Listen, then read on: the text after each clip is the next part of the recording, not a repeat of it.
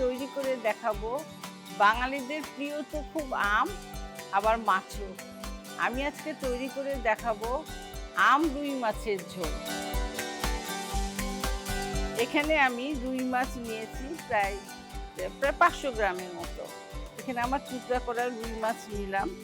আমি চুলাটা ধরা, এটা একটু হালকা ভেজে নিব, তাহলে ঝোলটা খেতে খুবই ভালো লাগবে। এখানে প্রথমে দিব একটু হলুদ, তো পরিমাণ মতো যে যেমন হলুদ খেতে পছন্দ করেন বা দিতে পছন্দ করেন ওইরকম, খুব একটা বেশি দরকার হয় না। তারপরে দিব লবণ। লবণ এখানে আমি আধা চা চামচ দিচ্ছি।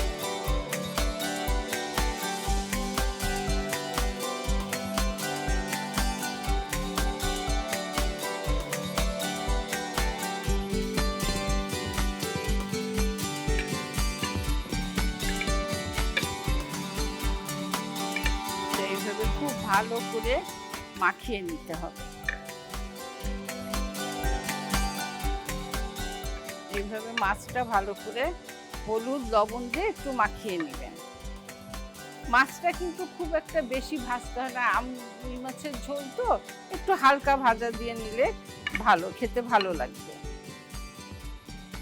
কারণ আম তো ছোট বড় সবাই খেতে পছন্দ করে, তো একটু হালকা ভাজা দিলে ভালো লাগবে। এখানে আমি তেলটা গরম করে নিচ্ছি, অল্প তেল, বেশি লাগবে না, সেঁকা তেলে ভাজলেই হবে।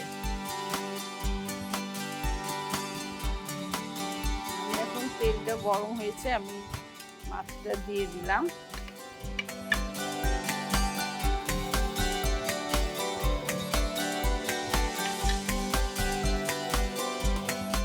এটা ভাজতে থাকছি, হালকা ভেজে নেব।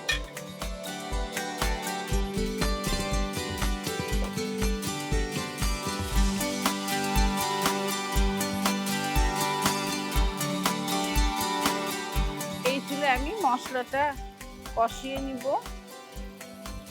তার আগে আমি একটু আমটা কেটে নিই। এই যে এখানে আমি আম রেখেছি, মাছটা ভাজা হতে থাকুক। এই যে এখানে আমি একটা কাঁচা আম নিয়েছি, এইভাবে আমটা ছিলে নিব, নিয়ে তারপরে ধুয়ে নিব। এখন কিন্তু বাজারে প্রচুর কাঁচা আম পাওয়া যায়। আপনারা আম দিয়ে খাবেন, কারণ আমরা যখন ছোট ছিলাম গরমকালে অনেক সময় খেতে চাইতাম না, তখন মা বলতে কি আম দিয়ে রুই মাছের ঝোল করছি, তখন দৌড়ায় যে খেতে, আমরা স্কুল থেকে এসে গরমে খেতে ইচ্ছা করতো না, কিন্তু আম দিয়ে যখন রান্নতো খুব মজা লাগতো খেতে। এই জন্য মাঝে মাঝে করবেন, দেখবেন বাসার সবাই খেয়ে খুব খুশি থাকবে, আর রুচি হয়, খাবারের রুচি হয়। আর আমে তো প্রচুর ভিটামিন আছে, যেটা আমাদের শরীরে অনেক কাজে লাগে, আর গরমকালে তো অনেক অসুখ বিসুখ হয় না আম খেলে। আমি এখন মাছটা উল্টিয়ে দিচ্ছি। হ্যাঁ, এক পাশ হয়ে গেলে আর এক পাশ উল্টিয়ে দিতে হবে, এইভাবে উল্টে দিতে।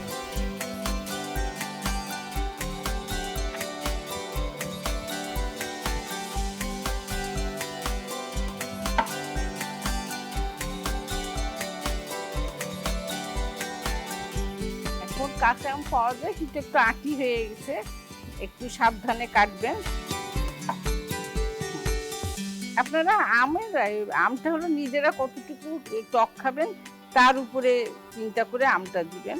এমন পরিমাপ কিছু না, এটা আপনাদের নিজেদের উপরে নির্ভর করবে কতটুক আম দিবেন। এটা আমরা এইভাবে লম্বা লম্বা করে কেটে নিব। আমার যে কয়টা 500 গ্রামে আমার মনে হয় এইটুকু আম দিলেই যথেষ্ট, কারণ বেশি টক হলে অনেক সময় ভালো লাগে না। আমি এটা একটু একটু ধুয়ে নিব। এখানে এটা ভাজা হয়ে গেছে, ভাজা প্রায় হয়ে গেছে। হ্যাঁ, আমি চুলাটা অফ করে দিলাম। আমি পরিমাণ মতো তেল দিয়ে দিচ্ছি, বেশি তেল দিতে হয় না, সামান্য দিলেই হয়। যেহেতু মাছের ঝোল একটু পেঁয়াজ বাটা লাগবে, আধা কাপ পেঁয়াজ বাটা দিয়ে দিলাম।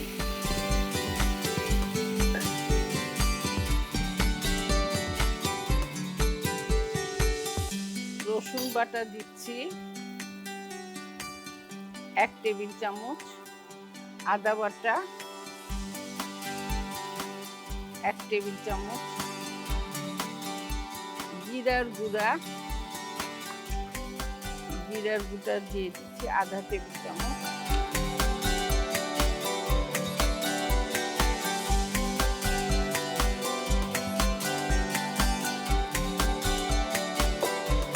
হলুদের গুঁড়া 1 চা চামচ,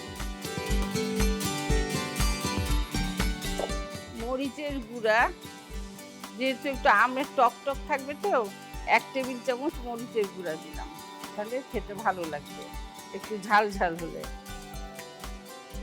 তবে বেশি ঝাল দিয়ে না, গরমের দিন তো বেশি ঝাল আবার শরীরটা খারাপ লাগে, মোটামুটি ঝাল দিবেন। তারপরে দেবো ধনের গুঁড়া 1 চা চামচ,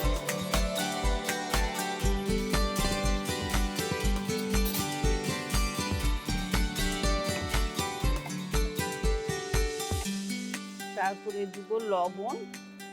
লবণটা পরিমাণ মতো দিবেন, কেন টক ঝাল মিষ্টি তো, ওটা আপনারা পরিমাণ মতো দিবেন। এটা হয়ে গেছে, মশলাটা কষানো হয়ে গেছে। এখন আমি আমটা দিয়ে দিচ্ছি। আমের পরিমাণটা আপনারা নিজেরা ঠিক করবেন কতটুকু টক খাবেন। এখানে আমি আমার আমটা তো বড় তো, ওই জন্য একটাতেই হয়ে গেল।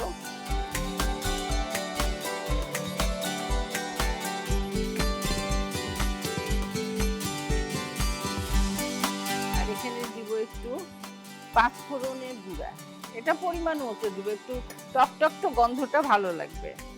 এখানে আমি আধা চা চামচ 5 ফোড়নের গুঁড়া দিচ্ছি। 5 ফোড়নটা একটু তেলে নিয়ে, শুকনা কড়াই তেলে নিয়ে তারপরে দিবেন।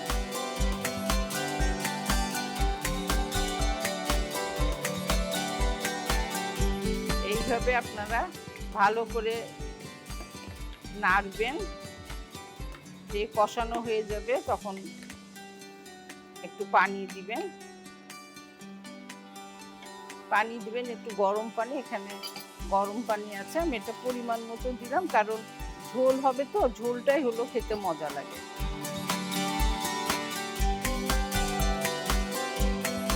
ফুটে ওঠা পর্যন্ত আমরা অপেক্ষা করি।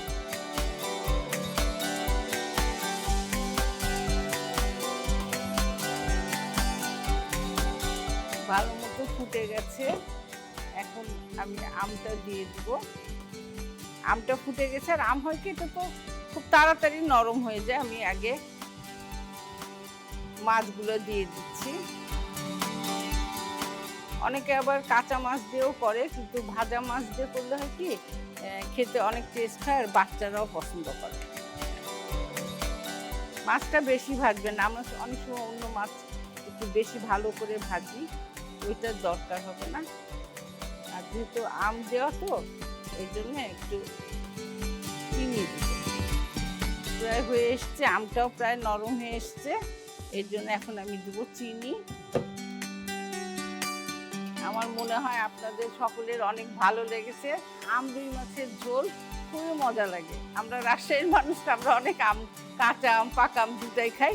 আমরা ছোট থেকে খুবই কাঁচা আমের তরকারি খেয়েছি, এই জন্য এটা আমি এখন একটু চিনি দিচ্ছি। চিনিটা আপনারা টক টক তো সেই পরিমাণ মতো চিন্তা করে দিবেন, মানে আমের টেস্টের উপরে চিনিটা দিতে হয়, খুব বেশিও লাগে না কমও না, তাহলে খেতে ভালো লাগে। এখন এইভাবে একটু ঘুরিয়ে দিবেন এই ঝোলটা। হ্যাঁ, সবাই বলে যে স্টু খেতে খুব ভালো, হেলদি, কিন্তু ঝোলটা আসলে স্টুই, এটা আমাদের বাংলাদেশি স্টু, মাছ আমের ঝোল। এটা আপনারা তৈরি করে খাবেন, বড়দের ছোটদের প্রত্যেকে খাবে, আর বাচ্চারা তো একটু আম টক টক খাবার খেতে তো সবাই পছন্দ করে। তা আমার এখানে এটা প্রায় হয়ে এসছে, আমাদের একটু হয়ে গেলে আমরা এটা পরিবেশন ডিশে ঢালবো। আমটা নরম হয়ে গেছে, এখন আমি পরিবেশন ডিশে সরাসরি যে ঢালবো। আপনারা অবশ্যই বাসায় কিন্তু আম রুই মাছের ঝোল তৈরি করে খাবেন এবং বাসার সবাইকে দিবেন। এটা আমার হয়ে গেছে। আমি এই যে ঝোল, এই ঝোলটাই আসলে অনেক মজা লাগে খেতে। আস্তে আস্তে ঢালবেন, তাহলে মাছগুলো গোটাই থাকবে। মাছ কিন্তু আম কিন্তু নরম হয়ে গেছে, আমি গোটা গোটা সুন্দর লাগছে দেখতে। হ্যাঁ, কাঁচা আম কিন্তু বেশিক্ষণ লাগে না। তারপরে দিব একটু ধনিয়া পাতা, অল্প, বেশি না, সামান্য একটু ধনেপাতা দিব। এইভাবে একটু কেটে কেটে দিলে দেখতেও ভালো লাগে, গন্ধটাও খেতেও মজা লাগে। খাওয়ার সময় এটা রান্না করে খেয়ে দেখবেন, তখন বুঝবেন যে মেহেরুন্নেসার কত সুন্দর একটা রেসিপি পেয়েছেন।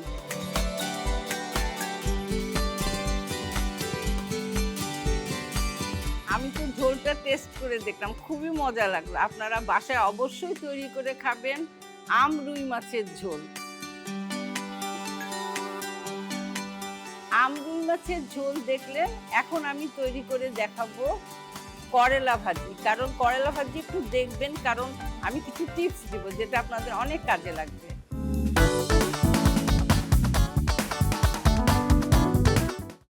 আমি এখন তৈরি করে দেখাবো করলা ভাজি। আমাদের দেশের কতগুলা খুব ভ্রান্ত ধারণা আছে।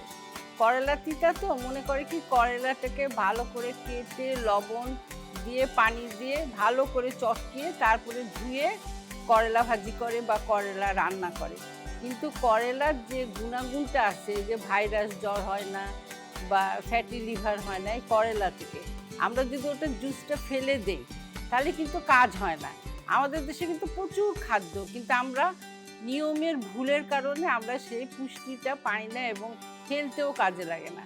আমি আজকে তৈরি করে দেখাচ্ছি এই জন্যে করলা ভাজি। প্রথমে আমি করলাটা আমি ধুয়ে নিব, এই যে এইভাবে ভালো করে 2-3 বার ধুয়ে নেবেন। আমি এখানে করলা ধুয়ে নিচ্ছি, তারপরে কাটবো। করলা কেটে আর ধুবো না। তারপরে যখন ভাজিটা করব, বা আমি মাঝে মাঝে কিন্তু করলা দিয়ে চিংড়ি মাছ, করলা দিয়ে আমি অনেক কিছু রান্না করে খাই, কোনো তিতা থাকে না যদি আপনি এই সঠিক নিয়মে করেন। হ্যাঁ, করলা কিন্তু খুবই উপকারী। আমাদের যে ভাইরাস জ্বরগুলো হয়, এটা কিন্তু করলা যদি আমরা সঠিক নিয়মে খাই, আমরা যে করলার যে সুবিধাগুলো আছে আমাদের শরীরে কাজে লাগে, সব কিন্তু আমরা ধুয়ে নষ্ট করে ফেলি। এটা কখনোই করবেন না। করলা এরকম করে ধুয়ে এই যে এইভাবে কাটবেন, কেটে তারপরে ভাজি করবেন। আমি এইভাবে করলাগুলো, ধোয়া করলাগুলো কেটে ফিরে আসছি। করলা আমি কেটে নিয়েছি, যেগুলোতে একটু শক্ত বিচি ছিল করলা, সেগুলো আমি ভিতর থেকে ফেলে দিয়ে এই যে এইভাবে কেটে নিলাম। তাহলে হবে কি, মুখে যে বিচিটা লাগলে ভালো লাগে না, এই জন্য আমি বিচিটা অনেক সময় বাদ দিয়ে দিই। যেমন এটা কচি, এটা বাদ দিই। আর আলুটা এইভাবে আমি সবসময় চৌকো করে কেটে নিই। অনেকে কিন্তু কুচি কুচি করে কাটে, ওটার চেয়ে এই চৌকোটাই বেশি ভালো লাগে। এই জন্য চৌকো করে কেটে নিয়েছে এবং 2-3 বার ধুয়ে পানিতে ভিজিয়ে রেখেছি, কারণ আলুটা কালো হয়ে যায়, তখন দেখতে ভালো লাগে। এখন আমি কড়াইটা গরম হয়েছে, আমি তেল দিয়ে দিচ্ছি। এটা পরিমিত তেল দিবেন। অনেকে অল্প তেল দিয়ে করে খায়, আবার অনেকে একটু তেল দেয় যাতে এটা মুচমুচে করে ভেজে খাওয়া যায়। আমি এখানে করলা দিয়েছি, পরিমিত দিবেন, আপনারা যে যতটুকু খান ওইভাবে।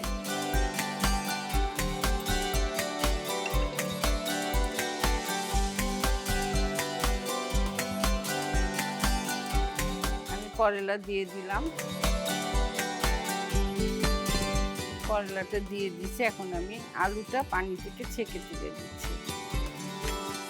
আমি কিন্তু ভীষণ প্রায় দিনই কিন্তু করলা ভাজি খাই। আবার অনেক সময় করলা ভাজিটা এত মজা লাগে যে এমনি খালি মুখে আমি চামচ দিয়ে খাই, বেশি করে করে নিজেই খেয়ে ফেলি, এত মজা লাগে। কারণ করলাটা খুবই জরুরি, যেটা আমাদের দেশে যে ভাইরাস জ্বর হয় ওয়েদারের সাথে, আমাদের করলাটা খুবই জরুরি খাওয়া। কিন্তু কখনোই ধুয়ে চটকে পানি ফেলবে না। কিন্তু কথাই আছে, কিন্তু আমাদের দেশে একটা কথা আছে যে করলা যত চটকাবে তত তিতা হবে, আর লেবু যত চটকে বাড়ি দিবে সেটাও তিতা হয়ে যায়। এই শোলকগুলো কিন্তু আমাদের মাথায় রেখে অনেক রান্না বান্না করা উচিত। শোলকগুলো কিন্তু অনেক সায়েন্টিফিক হয়ে এটা বলে এখন দিয়ে দেবো পেঁয়াজ। পেঁয়াজের পরিমাণটা আপনারা যে যেমন খেতে চান। আমি একটু বেশি দিই, আমার ভালো লাগে করলা ভাজিতে পেঁয়াজটা। আমি কিন্তু করলা ভাজিতে কোনো ঢাকনা দিইনি, এমনি ভাজি।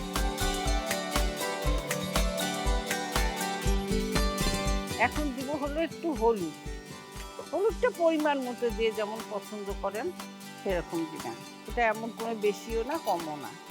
এখানে আমি আধা চা চামচ দিব, চায়ের চামচের আধা চা চামচ। তারপরে দিব লবণ। লবণটা পরিমাণ মতো। লবণ কখনো খুব একটা খাবেন না, মোটামুটি। মাঝে মাঝে আমরা যেমন টক জাতীয় জিনিসেতে একটু লবণ না দিলে আবার মজা লাগে না, কিন্তু এই তিতাতে আমার মনে হয় লবণ বেশি লাগবে না। এখানে আমি আধা চা চামচ মতো লবণ দিলাম। এই যে গরম হতে হতে দিয়ে দিবেন, এগুলা কিন্তু খুব চটজলদি হয়, কোনো সমস্যা নাই। দেখবেন যে আপনি গল্প করতে করতে আপনার করলা ভাজি হয়ে গেল। আমি তো নিজেই যখন কেউ থাকে না নিজেই কেটে কুটে দিয়ে দিই, দিয়ে আমার ভাজি করাও শেষ।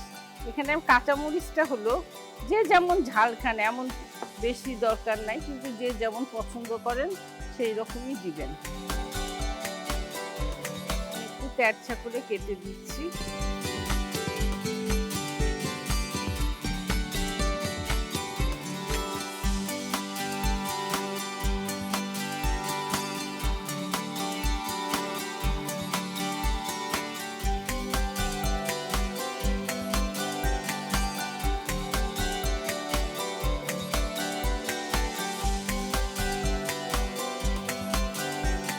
এটা হতে কিছুক্ষণ সময় লাগবে, ততক্ষণ অপেক্ষা করি।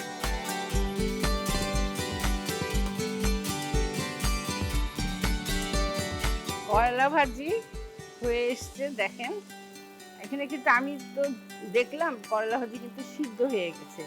এখন আপনারা বেশি বাদামি করে ভাজবেন না আরো একটু হালকা খাবেন। আমি কিন্তু করলা এইভাবে খাই, বেশি গাঢ় করে ভাজি না, কারণ এটার যে গুণাগুণ আছে সেটা কিন্তু বেশি না ভাজাই ভালো। হ্যাঁ, 10 মিনিটের মধ্যে এটা নরম হয়ে যায়, কারণ করলা তো। আর আপনারা যদি মনে করেন যে একটু লাল লাল করে ভাজবেন, সেটা আপনাদের ব্যাপার। কিন্তু এইটা হলো আমরা যে করলা যে কারণে খাই সেটার গুণাগুণ কিন্তু থাকে। অনেকে দেখবেন আজকাল করলা ছেঁচে ব্লেন্ড করে করলার জুস খায়। হ্যাঁ, তার মানে কি ওই জুসটাই আমাদের উপকারী লাগে। সেই জন্য কখনোই লবণ দিয়ে এটা চটকিয়ে ভিজিয়ে কখনোই এটা ধুয়ে নেবেন না, তাহলে কিন্তু এটার গুণাগুণ নষ্ট হয়ে যাবে। যে আমরা যে করলাটা যে কারণে খাই সেটার গুণাগুণ থাকবে না।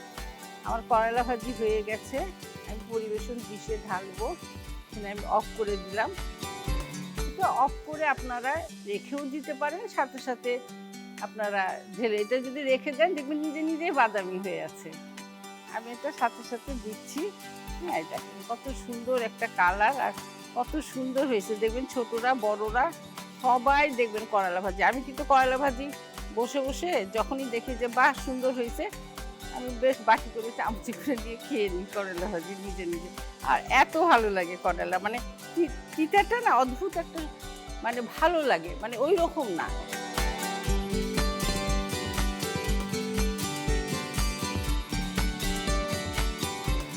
তৈরি হয়ে গেল করলা ভাজি। আপনারা অবশ্যই বাড়িতে তৈরি করে খাবেন।